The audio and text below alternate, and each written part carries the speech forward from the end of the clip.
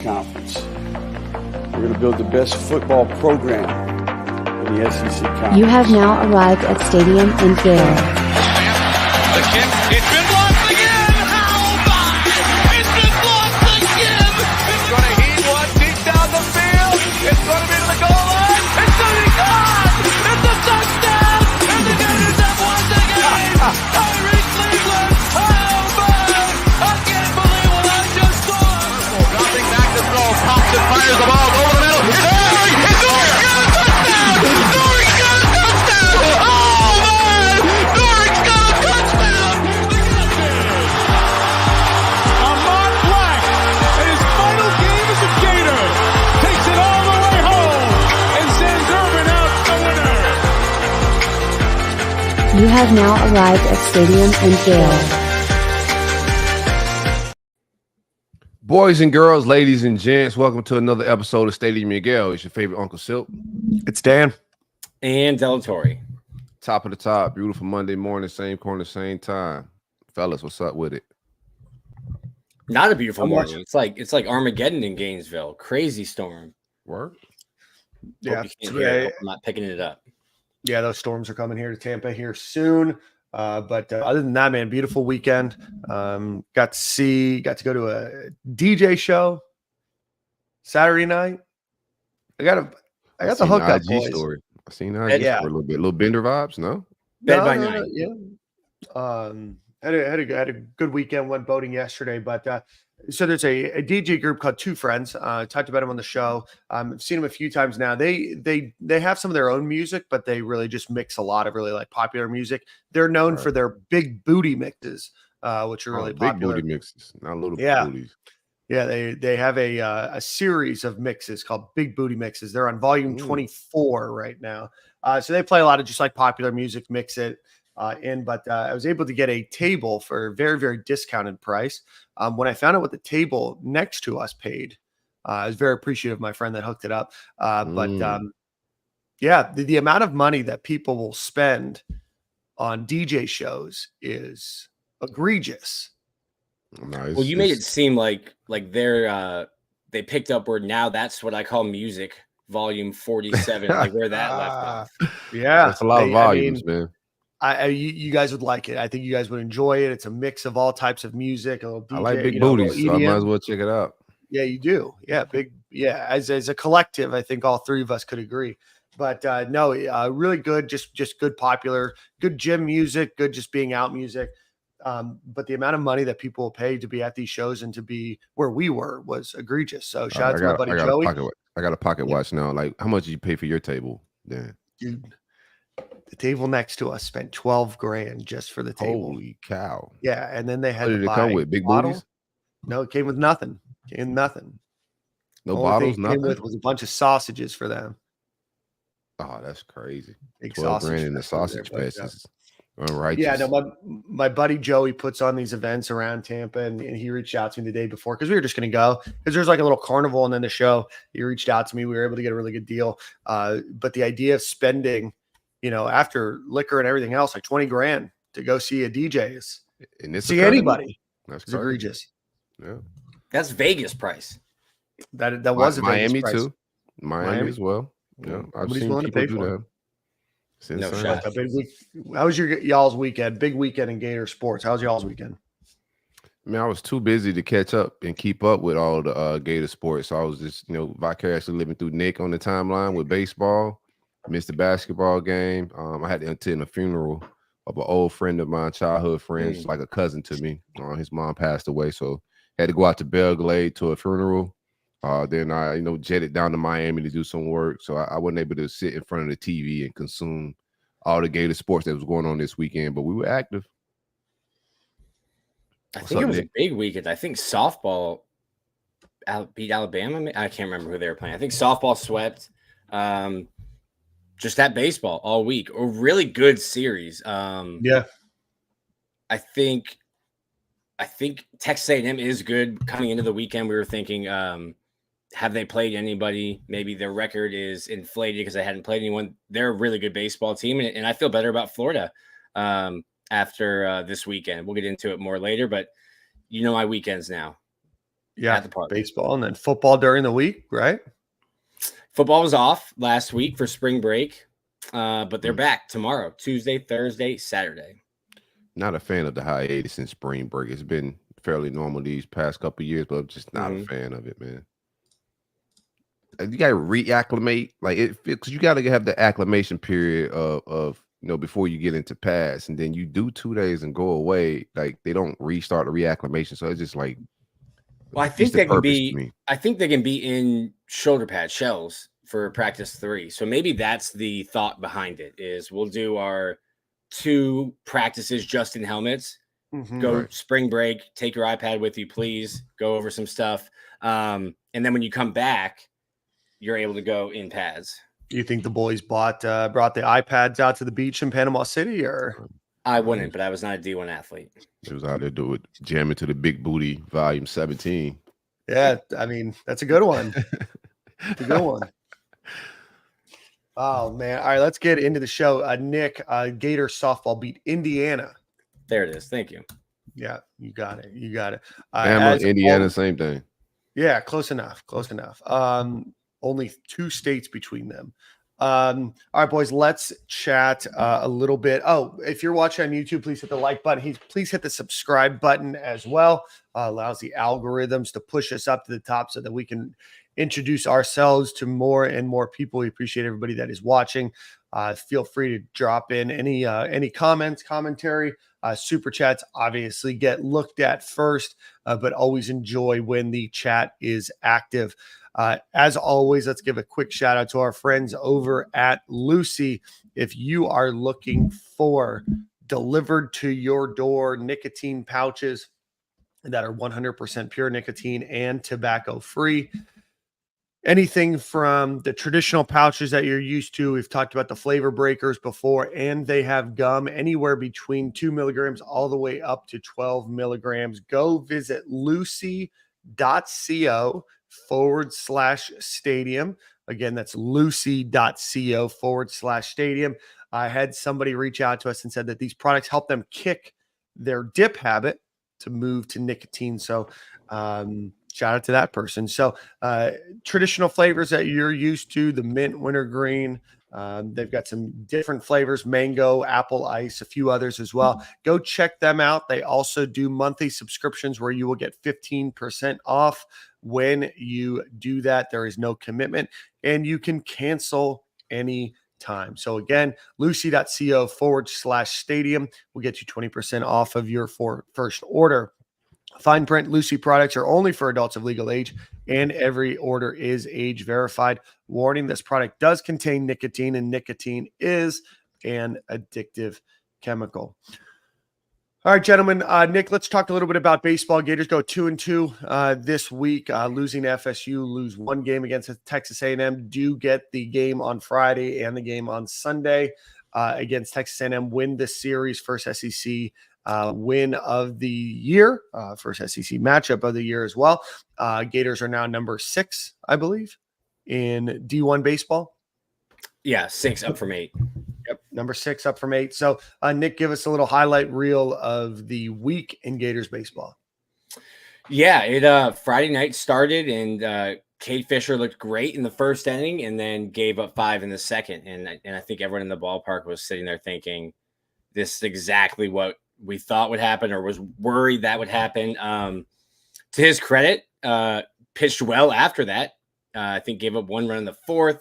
Ended up going 6 innings, kind of able to save the bullpen a little bit. Brandon Neely came in, and Florida just proved that they can hit. Texas A&M came in with the number 1 ERA in the country. The starter on Friday, I think, hadn't allowed a run all year, and they chased him early from the game. Scored 6 in the first 3. Saturday was tough, and then Sunday, I think Jack didn't look as good as he had his first 3 starts, but battled through it, and you get a home run in the 8th to go up and win. So I think what I learned is that some of the pitchers are starting to come along. Luke McNeely, who I was really high on in the fall, but had struggled since the season started, came in, saved the game Sunday. I think Florida's offense is good enough to keep them in games and keep them competitive while these younger pitchers figure it out.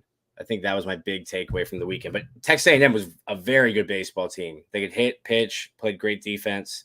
It was a really fun series. Do you feel better about the pitching, the bullpen? No. So Friday they went just 2, and it was Cade Fisher and Brandon Neely. Saturday was kind of a mess. It was the same thing again, guys walking people. They used a bunch of pitchers there. And then Sunday was Slater, Neely, who are guys we already knew about, but McNeely coming in, he comes in the 9th inning and has to face 1, 2, 3 for the Aggies. So it was Kwame. So it was a tough part of the lineup, and for a kid who had struggled to get in there, 9th inning, top of the lineup, guys who had already hit home runs that game, facing them, and to get 3 outs, get the save, showed a lot for me. Hopefully he takes that and gets some confidence, because he had given up 16 earned runs in his first 8 1/3. So he was looking for something positive.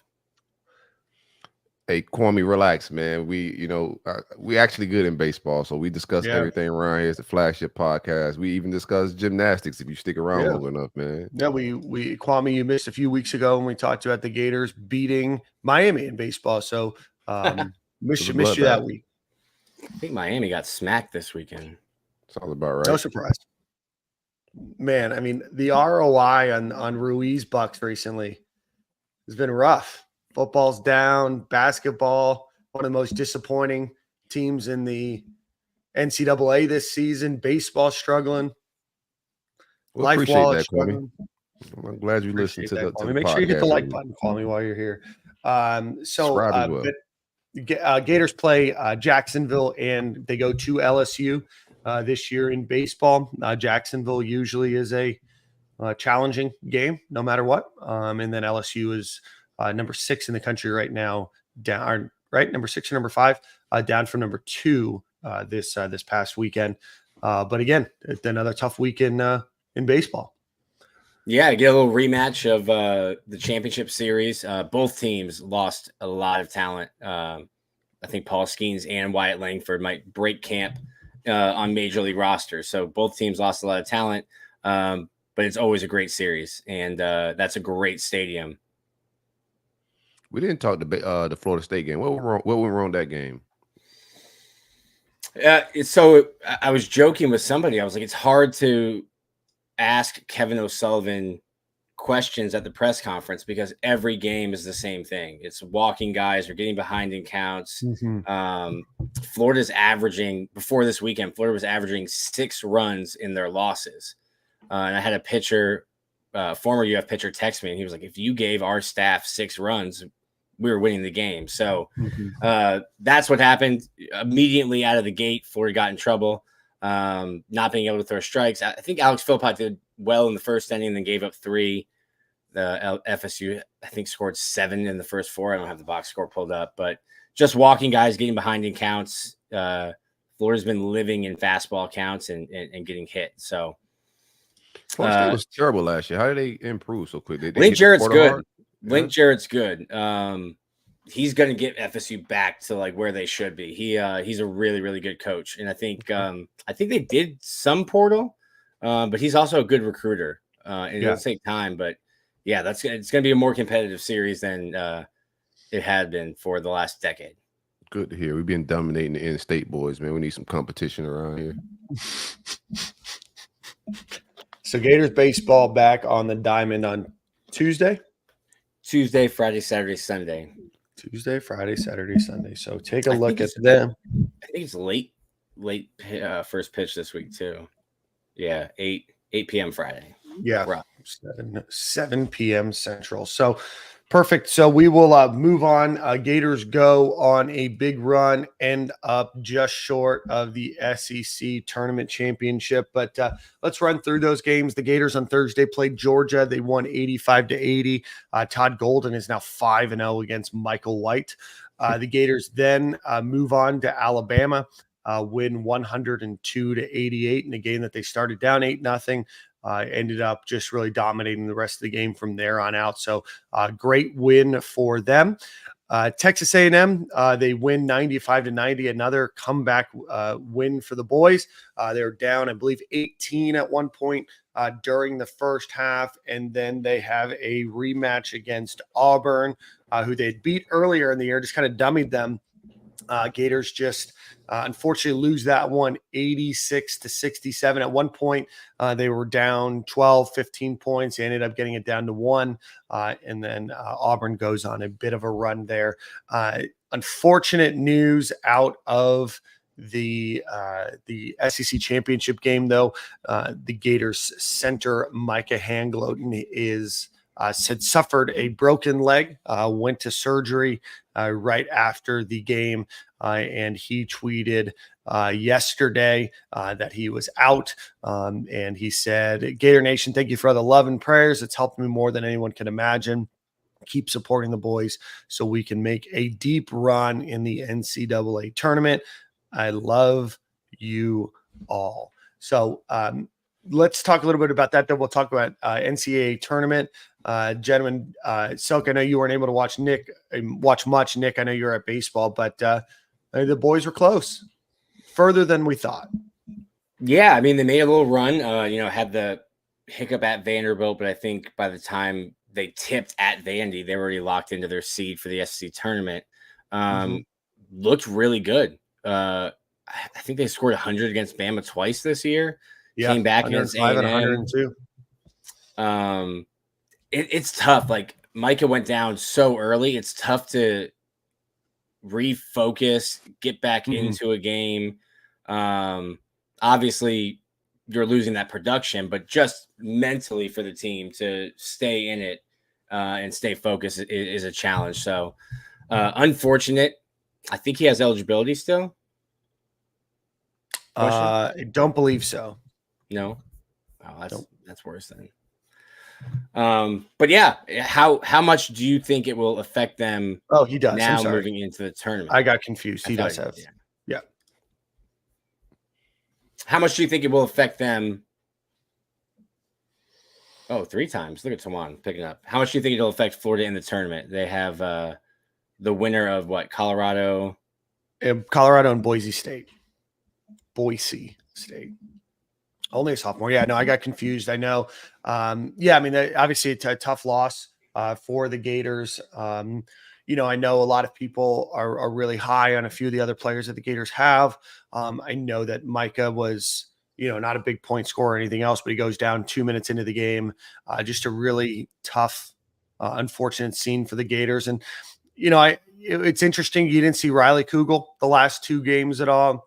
The team obviously had been running a lot of minutes, super high-paced offense. Almost wonder if, maybe they caught up with the fatigue bug a little bit there, but certainly the shooting in the first couple games was nowhere near. You score 85, 102, 95, and then 67 in your final game. Maybe there's a little fatigue there. But, for a guy in Riley Kugel, who we thought was going to be, a potential first-round draft pick this year, was very, very excited about him coming back to Gainesville this year. Saw 0 minutes against Auburn. I believe saw 0 minutes against Texas A&M as well. So that's certainly a surprise for the Gators. Obviously, somebody's in the doghouse. Right. The 7th seed, a lot of people complain about that 7th seed. Do you think that was kind of already in the books before the injury, or did the injury have any impact on that? I don't know. Like, the selection Sunday started at 6. So, like, how much are you even changing your seed? I was talking to Graham Hall at baseball about that yesterday. I was like, oh, do you think Florida could win the tournament and move up to like a 5 seed? And he was like, I think the brackets are set. Like, Yale and Brown were playing yesterday, and they had to win that game to get in. But he was like, in terms of championship, I think it's kind of like an exhibition, and Florida was kind of locked in. I thought they would be a 5 or a 6, and was surprised to see a 7.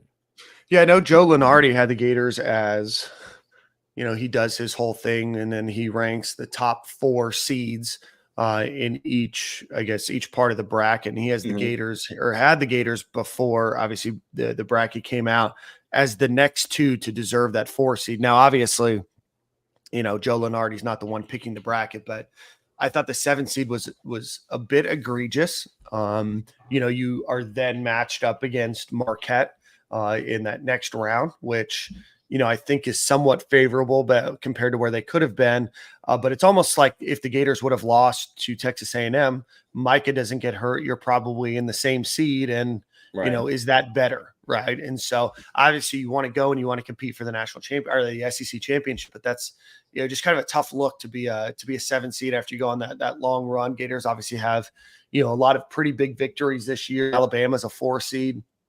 Gators have the same record as Alabama. Gators beat Alabama twice. So that's kind of weird. But just, it seems a little low. I was expecting a 5, maybe a 6 seed. Yeah, I thought 6 and maybe if they won the tournament, move up to a 5, but that shows what I know. Yeah. Right. But the Gators will play at 4:30 on Friday. Like we mentioned, they will play either the winner of Boise State or Colorado. There's no lines out for that right now, obviously, because that game hasn't been played yet. But if you look at the brackets right now and the chances of winning the basketball championship this year, the Gators are at plus 7,500. So it means if you bet 100 and the Gators win, you will win $7,500. They're ahead of a lot of 5 seeds, 6 seeds, 7 seeds, 8 seeds. So the analysts or the betting analysts are ranking them a bit higher than maybe the bracket themselves did, and maybe their path is in there as well. To make the Elite 8, they're at plus 425. And to win their bracket, sorry, just give me 1 second here. They are plus 1,200 to win the South bracket of the tournament. Mike White got an extension as well. Not Mike White. Woo. Woo. I hope he gets an extension at Georgia. Yeah. But Ty Golden got an extension 2-year. What's the details on that? I'm not sure. Zach wrote that for us, but I think his original contract was 6 years. So he was, or maybe 5. So he was like under that 4-year when coaches start saying, I don't know if they still do this with NIL and in the portal, when coaches start saying like, hey, Todd only has 3 years. They haven't been good. So I think it was just a re-up to get him back to more than 4 years. But fantastic season, fantastic run late. Sure, They struggled early, but they're playing their best basketball before the injury in March. They're peaking at the right time. I do wonder, though, how many – I guess Will Richards back. Mike will be back. There's a bunch of guys that will be gone. How much success do you continue having in the transfer portal? He's been fantastic in the portal. And is that the way you want to go? I think the transfer portal can change basketball even more than football just because of roster sizes and how many you're playing. Right. I mean, when you consider it, the Gators' entire starting lineup now is transfers.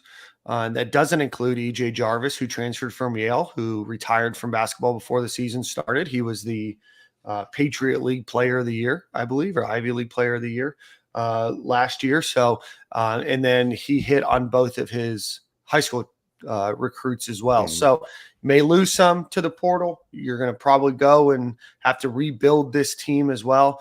Year 1 transfer portal, not great. Year 2, obviously spectacular. You build on that, and hopefully, this is a good, fun, exciting team to watch. It's been a hell of a lot more fun to root on this team, no matter how they finish, than it was under Mike White. Yeah, and that was important for you to say, Nick. Basketball rosters are quicker flip. Mm-hmm. You can get to success a little bit faster. I think the coaches' leash should be shorter as well because the rosters are easier to flip. I know people want to compare it to football. We want to be good at football as well. Everybody does, but the comparison between Ty and Billy it's not equal as far as flipping rosters. Absolutely. So again, the Gators will play at 4:30 on Friday. So hopefully your boss lets you out of work a couple minutes early and you can go watch that. And hopefully we will then see them play again on Sunday. All right, boys, let's do a quick shout out to our friends over at Home Field Apparel. Go visit homefieldapparel.com. Promo code Stadium and Gale at checkout. All one word will get you 15% off of your order. Anything that you want vintage logo-wise for the Florida Gators. They're also doing a lot of pushes around March Madness. They do some surprise gifts and surprise shirts as well. So go check them out. Again, can't speak highly enough for Home Field Apparel and the products and the quality of their products. So again, homefieldapparel.com, promo code Stadium and Gale at checkout will get you 15% off of your order. Boys, I think it's time for a little football talk. They're back tomorrow. Nick? Back on the field tomorrow. Okay. Tuesday, Thursday, Saturday. I think, and I probably should know this, but I need to check. I think they can be in helmets and shoulder pads tomorrow. And I think they have to be in shells Thursday too. I think it's 2 in helmets, 2 in shells, and then you can be in full pads. All right. But the way we're going, so they're going to be employees. We're going to collective bargain that. It's going to be like the NFL. There's going to be no tackling at practice. We definitely need tackling at practice. What do you guys think? We need all the tackling we can, man. Even in the shells and or just helmets. Let's tackle in all of that stuff. Practice on some form and whatnot. What do you guys think about Nick Saban's statements over the week? That's been hot topics all over the timeline and the media. Did he which one of his $1 million vacation houses did he make the statement from? Right. Off of the talent that he was able to recruit, and everyone has a piece of it. So like Nick Saban had a part of it. He gave kids an opportunity to come and develop and better their life, maybe get to the NFL. The kids made Nick Saban in Alabama very rich by producing. So like, I think it's a older coach not liking that the game changed and he couldn't do anything to stop it. And I think, well, one, he's old, but I think he was like at retirement age, but he probably just doesn't like it because it's not what he's used to. And it's not perfect. Like NIL is not perfect. The transfer portal is not perfect, but going back to what we had 4 or 5 years ago where coaches could flip, go somewhere else at the drop of a dime and kids were just stuck. Like, Grimsley would be at Alabama right now 3 years ago. Nick Saban retires. He's been there for however long. You think you're going to play for Nick Saban. You get to campus early. He's gone. You're stuck unless you want to sit out. So things had to change. I don't know that it runs smoothly right now. But the world of college football, once you start legally paying, and now the NCAA is not policing the portal at all, you can go to 5 schools in 5 years if you want to. I think we got to figure some of that out. But to me, it was old man yells at cloud. I'm with you on that. Here's a couple quotes from Nick Saban. He testified in front of Congress. All of these things that I believed in for all of these years, 50 years in coaching, no longer exist in college athletics. It seems very hyperbolic, but anyway, it was always about developing players. It was always about helping people be more successful in life. My wife even said to me, we would have all the recruits over on a Sunday with their parents for breakfast. She would always meet with the mothers and talk about how she was going to help impact their sons and how well they would be taken care of. I know Kirby Smart also had a quote last week where he was saying that players were less concerned about development and more worried about the money that they'll receive in college. Mike Krzyzewski, the former Duke coach who retired, was on the Dan Patrick show. He kind of threw a little bit of a shot at Nick Saban, said, I didn't retire because of the new environment in college sports. It would have been exciting to try to adapt to that. You have to keep adapting. This is the biggest adaptation, I think, in the history of college athletics. He then went on to say, instead of complaining about what it is, just accept the fact that this is a new time. Just because it isn't like the old doesn't mean it's not okay. This is what it is, and we should figure out how to do in the best interest of someone. Shout out to Coach K, man. He gets it. Big fan of Nick Saban as well, bro. He's the GOAT, but he's just totally off on this. I think Prime has Dion has a similar take to him. I think it's lazy when they say these guys lose hunger because they're getting paid. Like, no, it's the coach's job, right? It's the professional's job to connect with these guys, to build a winning culture, to make it to make it more than just a paycheck. And I think it's also disingenuous to say, because some of these guys don't go to the NFL. Like when guys get NFL checks, you still have to keep those guys engaged. They still got to be hungry. I don't know what the 3 or 4 year difference is going to make with guys getting a check and then not wanting to play. You're going to have Jamarcus Russells regardless. And you're going to have kids that just get that check and quit. But for the most part, these kids aren't getting paid enough to lose hunger. Like you have the Lagways and the big dogs, the quarterback, the Arch Mannings that come in. They're making some crazy money as quarterbacks. But in its entirety, these kids aren't making enough money to forward. And I'm not seeing that as an issue when I look around the country. Like kids is balling, and the ones that are getting checks are still balling. Like who got a check in NIL and stopped playing well? I think it's just about control. It's about control. Like when Nick Saban went to the NFL, realized quickly, like, I don't have the same control over these guys that I did at LSU. A lot of these guys are making more money than me now. I can't tell a 13-year left tackle veteran, hey, we're doing gassers after practice. Absolutely not. So he went back, but now that power dynamic is changing or has changed. And I think a lot of the coaches who were successful when they had all the power over their rosters, it's a tough adjustment. Yeah, it's more the control, but I, like that's the thing I like to watch. Like I need an example of who got a big NIL check and just folded, quit, rolled off into the sunset. I haven't seen that. And these players should want the best business opportunity because the portal's wide open. So initially, if you call me and you're recruiting me, I want to know what the business is like, because if you leave or if the football team starts to falter, I can enter the portal, but I can't rewind time and get that bread back. Like that time is gone. So you got to maximize your earning potential. That's what they teach you when you in life and business. Maximize your earning potential. Part of business, right? Yeah. No part of business has ever been about that. Right. Just trying to find Nick Saban also said it's whoever wants to pay the most money raised, the most money to buy the most players is going to have the best opportunity to win. I mean, what do you think every major company in the United States does? You pay to acquire talent, right? And you pay to get the best.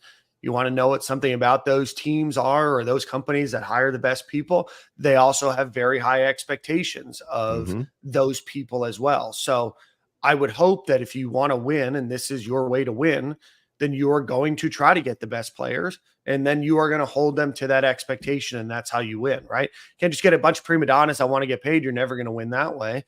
You're going to have that expectation. You're going to have the parameters and the safeguards in place to make sure that you are building a successful company, a successful team, whatever it might be. But, I think, while you can say, I wish, I miss college football the way that it was, it's just not the way that it is anymore. And you have to adapt, and you're now giving players the opportunity to get paid, while universities for over 100 years have been just collecting checks on behalf of all of these players and building multi-$100 million facilities, doing massive upgrades to stadiums, right?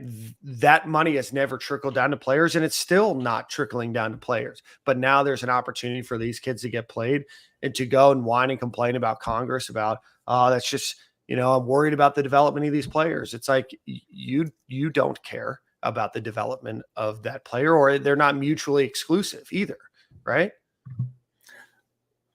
Right. Great points. Yeah. I think Nick was just upset that the recruits could afford their own chargers, and he had to switch up the whole recruiting strategy. I mean, he gave them a charger and they still was motivated, right? Like they was getting money. We know Bama players was getting checks, bro. They was getting taken care of. Their families were being taken care of, and they still was winning. You give me a charger, I'm not gonna, let's ride off to the sunset. No, I want a Ferrari.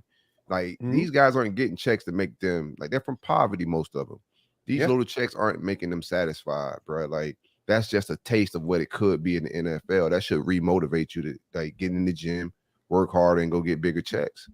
And I mean, let's be honest too. Like, a lot of players aren't making a ton of money, right? I think 1%. everybody thinks that everybody's making millions of dollars. It's not the case. Most players are nowhere even close to the 6 figures, right? Let alone 7 figures, right? So I think it's egregious. I also don't think that this is a new problem. It's just above board now, right? You just hear about it more because you can negotiate instead of doing it, behind the scenes. You can do it, in front.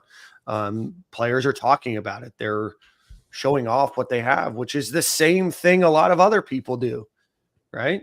You have a friend that gets a new car. That friend is going to post that car on their Instagram or on their Facebook. They get a new watch. They're going to post it on Facebook or Instagram. It's just new, right? Yeah. Or there's other reasons why you're upset, which that's a you problem. Control, bro. Yep. And it's going to keep changing. Like, I think I joked about it earlier, them being employees, because I think we have to get to some sort of revenue sharing, and I think you have to be an employee for that. I think that's where we're going. But that then, if they become, I guess, employees, or you're trying to figure out a way where the schools, the athletic associations, can pay the athlete, because right now, next year, Florida and every SEC school is getting a big fat check from ESPN. The schools can't do anything to like give players that money. So I think we're still moving. It's still going to change. I don't know when it's going to get fixed, or we'll look at it and be like, oh yeah, that works. That works well now. Yeah. But I think that's the way we're moving. It was unfortunate that the NCAA just fought it. And then Congress was like, hey, let's look at your antitrust status. And they were like, you know what? Let's do NIL. That sounds awesome. Never mind, guys. So there was no like uniform rules set in place because the NCAA just fought it until Congress was like, we're not listening to you anymore, and we're going to start looking into you. And they were like, forget we were ever here. You guys transfer NIL, all of it. Just hasn't been great guidance from the NCAA. It's lazy. Hold the NCAA and the universities accountable for what NIL is and the status of everything, not the players. I think that's lazy, and everybody's continuing that take. Even some of the fans, bro. No, the institutions need to get some organization and to align some things. NCAA is proven to be, powerless at this point. Like there's not a whole lot they can do. Tennessee just flexed on them, and all of that's getting brushed to the side. So it's like, get the institutions and the NCAA, the colleges, get all that in order. Not the players getting a check, bro. Like that's You can't put the toothpaste back in the tube. It's out. Like it's a wrap. Right. Well, the NCAA is just a organization that exists on behalf of the members that are there, which is the colleges and universities that have been profiting off of them for hundreds of years. It doesn't mean, but nonprofit status actually. So it doesn't mean that organization. Right. It doesn't mean that there's not been opportunities to obviously go to school for free and get opportunities and, be a launch pad to, whatever professional organization that might be. Like, to the side of all of that, the universities and the amount of money that they make now on behalf of college athletics, especially football and basketball, is so far and away different than what it was even 15 years ago, 20 years ago, let alone 30 or 40 years ago. There's an opportunity to change. There's an opportunity to be progressive and be able to offer these players. Florida's about to make, what is it, $70 million a year in football TV rights? I don't know if that's right. Sounds about right. I like Dan's number. Unless you got a higher one, Nick. Yeah, look at that up. I like Tawan asked in the comments, what do y'all know about Billy's 45% increase in the recruiting budget and team budget? Yeah. I'd be curious. Yeah, we'll talk about that here in a second. Let's see. SEC. It's football. a $3 billion. The SEC gets $300 million, so you're splitting that after your operating costs among 16 schools. We got the same split as Vanderbilt. I don't think that's fair. Yeah, yeah, we do. Yeah, everybody's That's even. all Well, righteous. watch the stones you're throwing after the last couple of years. Man, that winning games is one thing, brand is another. So a Kentucky fan's going to come in here and be like, "Really, Florida's making the same as us?" They should sit quietly in the corner too. Yeah, All 300 those ain't million the same, man. annual. All right, maybe that's a little off. That's so crazy. I'll have to look it up. It's still an egregious amount of money that they're making. These schools can afford it. I think it's up from 55 million. That was the CBS deal with the SEC was 55 million a year. Up to So, like, 300 million. That's a lot of bread. Yeah. We're just It's a lot of money, Nick. it's funny money. Funny No, money. it's I think top there's tier, I think hilarious money. that's going to pop soon. The A amount of bubble? money that's being spent on sports. I don't know. don't think so, man. Live sports are still pulling ratings. Yeah, I'm telling you what, but I mean, it's all war over eyeballs now. I think, we're fine for now, but it's not just options on TV. Now it's your phone and everything else that can get your eyeballs, right? So it's a war of eyeballs. So I just think these egregious numbers, I mean, I could be wrong. I've been wrong before. And I'll be wrong a lot more times, but I think that's you'll be wrong because it's going to plateau. I think you'll be wrong because gambling is going to end up just being legal in all 50 states. right. That takes it up a whole nother notch. And I got to take, bro. I think there's going to be a gambling addiction crisis here in the future, man. You used to have to fly to Vegas to get busy. And now it's at the palm of your hands. And Bruno Mars was just said that like be under a debt for like 55 million to like MGM. Yeah. I think it's going to be more Bruno Mars is around because it's a very addictive thing, bro. If you got an addictive personality, people got that betting app at the palm of their hands. It's going to get weird. It's getting weird with some people I know already. Yeah, and I mean, Florida just has sports betting through the Hard Rock. I was listening to a podcast yesterday from the Wall Street Journal about a psychiatrist that went $400,000 in debt. And she took a lot of the blame herself, but she talked a lot about how these gambling apps, especially with bonuses, and especially once you get a VIP host and they're throwing money towards you, how addictive it becomes. And that dopamine hit doesn't hit the same until you start spending more, right? Because then you start to win more. You want to chase your winnings, right? So I do think that it's going to be a problem in society with just how ubiquitous it is now, right? In Florida doesn't have the same number of options that you have with your DraftKings and all your other sites that are out there and all your other gaming apps that are out there. It's not ideal, that's for sure. So your bad parlays will continue to pay ESPN, who then pays for the SEC rights. For sure. I think entertainment altogether, streaming altogether, whatever it is, I see all those numbers just going up in every capacity. I don't see anything going down. So I don't know why like football would change. I think it's just going to keep going crazy with the gambling. Yeah, but $3 billion for 10 years. That was a wild contract because I think they signed it or agreed to it a couple years back, like 3 years back. Did you see the Super Bowl run with Prize Picks did? They used guys like Drewski, all these different celebs and socialites to flex up like they won money. And a lot of them didn't win money, but it was super like a super round of Super Bowl. Of course, they bought Super Bowl ads, but also you can see it very loudly on the socials, people pretending to make money with Prize Picks. And if Prize Picks, if you guys want to sponsor this show, we definitely would take you as a sponsor. We've talked to them. So no shots. Yeah. I say it often. They don't build palaces in the desert for being wrong. That's right. They're going to spend billions on marketing because they will make all of that back and then some and build another sphere somewhere in Las Vegas. I learned that with the Billy over and under. I lost some money with that. I didn't even tell this is a good reminder that if you have a friend of yours that says that they can get you a hotel for free in Vegas for the night because they know the people at the casino and they're VIP, just remember that friend has lost 10x the amount of money that they've told you that they've ever lost at that casino. They don't give free rooms to people that take the house over in Vegas or even, at the Hard Rock, right? So, Kwame, I see your super chat. We're going to talk a little bit about this increase to UF's recruiting budget. Then we will talk about that. So I'm catching these hands in my building, man. What are you talking about? the Florida Gators increased their recruiting budget 45% up to $2.89 million, up from $2 million. That is an additional doubling of what the Gators have spent in their recruiting budget. I'm not sorry, the Orlando Sentinel. That's the information I have right now. Now the Orlando Sentinel wants me to pay money. Not going to do it for an Edgar Thompson article. Sorry, boys. So that's where we're at right now. Obviously, that money goes to some recruiting staffers as well.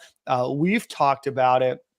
The Gator support staff, $5.3 million in salaries there for the 2022-2023 season. Ron Roberts is making $750,000 this year, $950,000 next year. We've also talked about it on this show that number that Florida has from a recruiting perspective is far smaller than some other schools because they do have their own plane fleet, so they're not having to pay to charter flights and that kind of stuff. So increase to the budget. Gators spending a lot of money, a lot of that TV money going to recruiting, going to coaching salaries.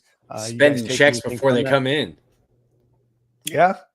We got to get these checks to the players, man. Like, we don't need nobody else on the Army. I don't know why they're increasing the budget. I don't know if we add into the Army or what it does, but we got to find a way. You know, if you need somebody to drop the bags off. It's just our rival, the U.S. military over here. Our Army is second largest employer in the state. Infantry is crazy. I don't even know half of these people. I get a new follow from a random job like every day. I'm like, who is this? Lockheed Martin. Do they make footballs? Sure, they'd find a way. I had a coach, a Big Ten coach, ask me when Billy was first hired. He's like, "What did he tell Scott Strickland? I would love to have that many staff. Like that would make my life so much easier." Billy Napier's gotten everything that he's asked for. Like the staff is huge. The budget is steered towards football. You can argue that it should be because football is the revenue producer. But I've never seen, I got here in 2013. I've never seen the University Athletic Association just like buy in, just whatever you need, whatever you tell us that you need to be successful, we'll do it. We'll figure it out. I just don't think there's theory, Nick. Yeah, well, that's probably a good theory. Do you want to hear my theory? I think I know what it is. Go ahead, Dan. You only get one more time. This is your last chance. If you're the athletic director, this is your last chance to make it work. So you're going to throw all sorts of money at the problem, right? And sometimes that works. Oftentimes it doesn't. But that's where we're at. I think that you're in Hail Mary approach in a variety of different ways. I think from the football program and I think from the athletic department. You have to make this one work out because I don't think you get a third football coach hiring. I think Billy walked into the transition of what football culture is. I think the blueprint would have worked in old football of the big staff, spending money, throwing a lot at recruiting staff wise and, having everybody attention to detail in certain ways and overpaying, like Nick's saying, like whoever spends the most money, is going to win games. So he come in with that Nick Saban, Bama blueprint, but the game has changed.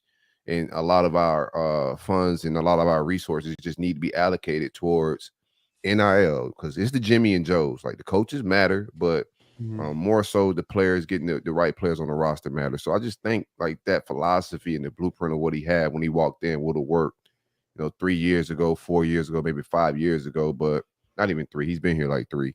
But before NIL, I think it would have worked. But right now, well, I think it's tough.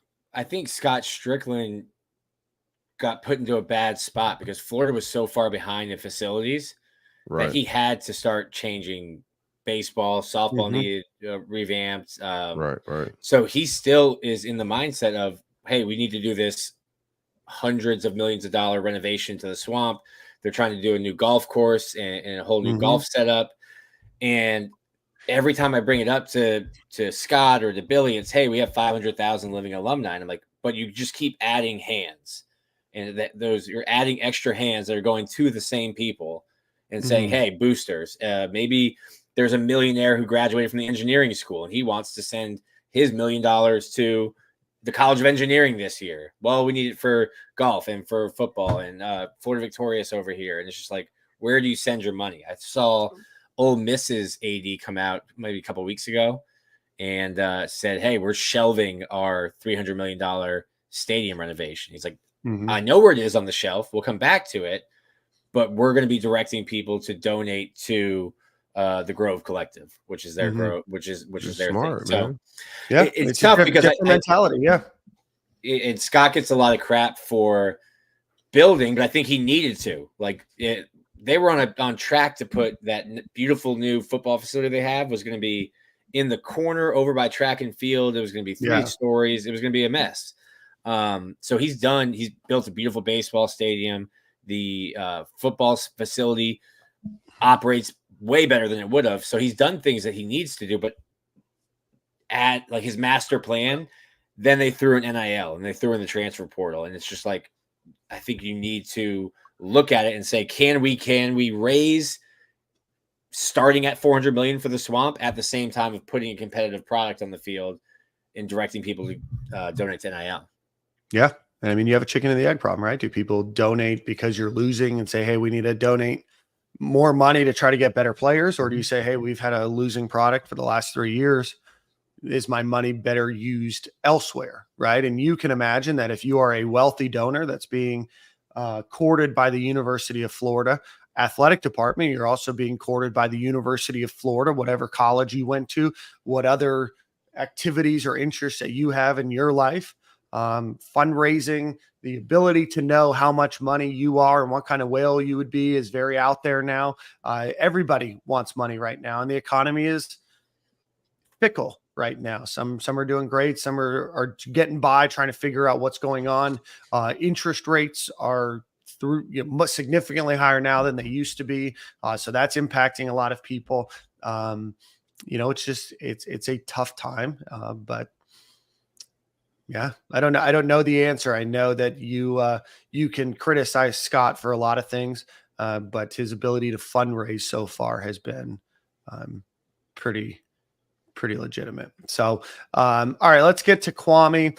If you guys don't know, Kwame is a noted Miami Hurricanes fan and a huge supporter of Stadium and Gale. He dropped a super chat donation in here and said, last year Silk stated that Cam Ward made him nervous. How nervous is the rest of the UF fan base? Who has the advantage position by position? Kwame, I will say that we are not going to do a position by position analysis today. We will do that in August. But Silk, does Cam Ward have you nervous? And how nervous is the rest of the fan base? Feel free, everybody watching, to let Kwame know how nervous you are. But Silk. I like Cam Ward's talents, but Miami's track record of what they've done to quarterbacks. I watch Brad Kaya go from, hey, he's going to be a first rounder. I watch the guy that just transferred. What is his name? He don't even matter anymore. What's the quarterback name? Van Dyke. He was the next coming, right? I watched so many quarterbacks come here to Miami, with so much promise and hope, and they just turn into rubbish.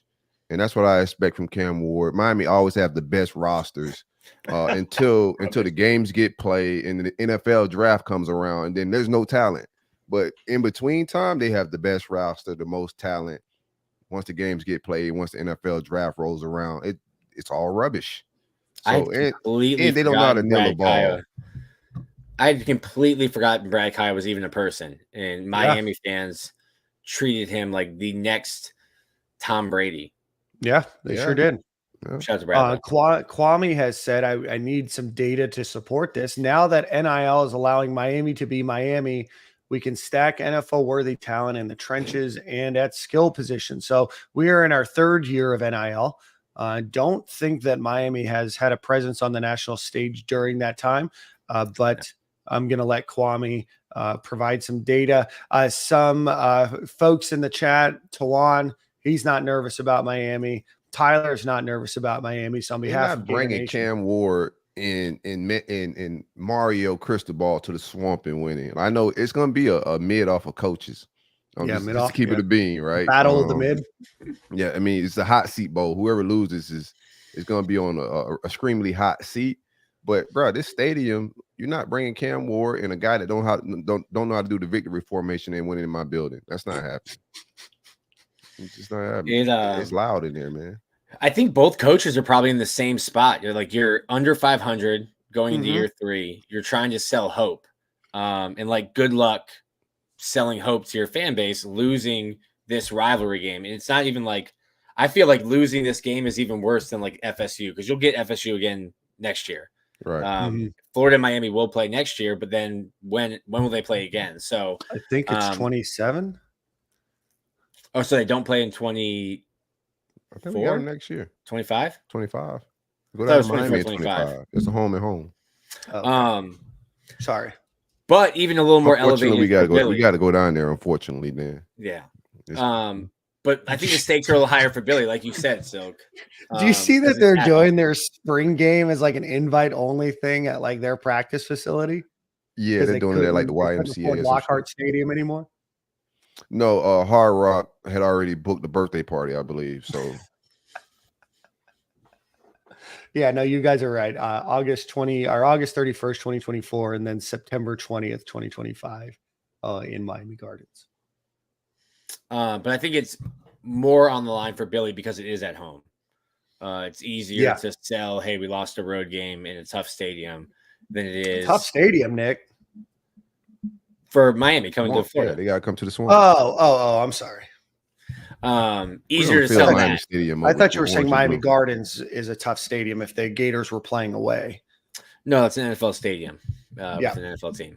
We're gonna fill that thing with orange and blue, man. Anyway. Let's see. Tawan said we have Ron Roberts and a real co-OC that knows Billy's system. Let's talk a little bit about Ron Roberts. He was, I guess he spoke to the media the other day, Nick? Yes, I was at baseball, though. Okay, cool. So I got a couple of quotes here on Ron Roberts, who will be the coach of the coaches on defense, head coach of defense, some title. It's comforting to know, or for him to know what you're getting into. I believe a lot of things he believes in about developing the team, players, programs, running things, and all of that stuff. You always want to be in a system to be firing away, but it's a lot easier when you're already 100% in, and let's go dive in. I'm ready to go. I'm glad we got the opportunity to get back together. Ron Roberts on Austin Armstrong. I mean, he's brilliant. He's very smart. He's going to have a future to do whatever he wants in his profession.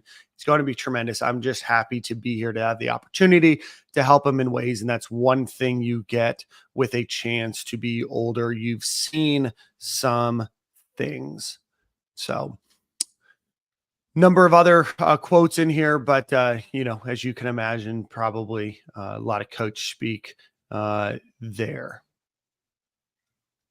Yeah, we'll see game 1, man. And I don't think we're gonna learn a lot in the spring.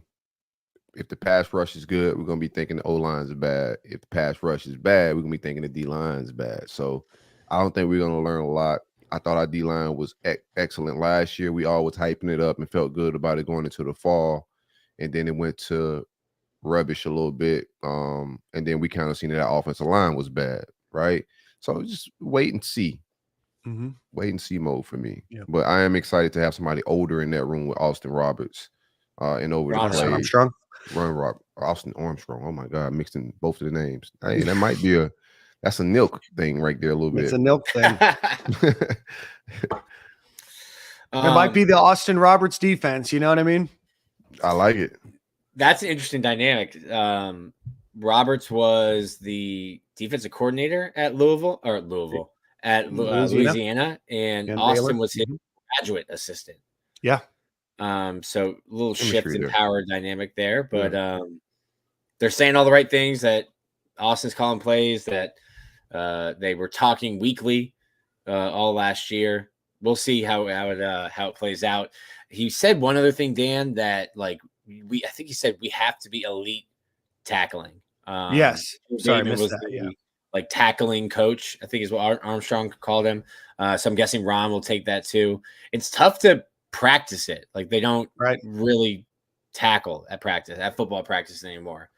But yeah, when was the last time you would say Florida's defense was a good tackling unit? McElwain days. Yeah. Gosh, I was gonna say Muschamp days.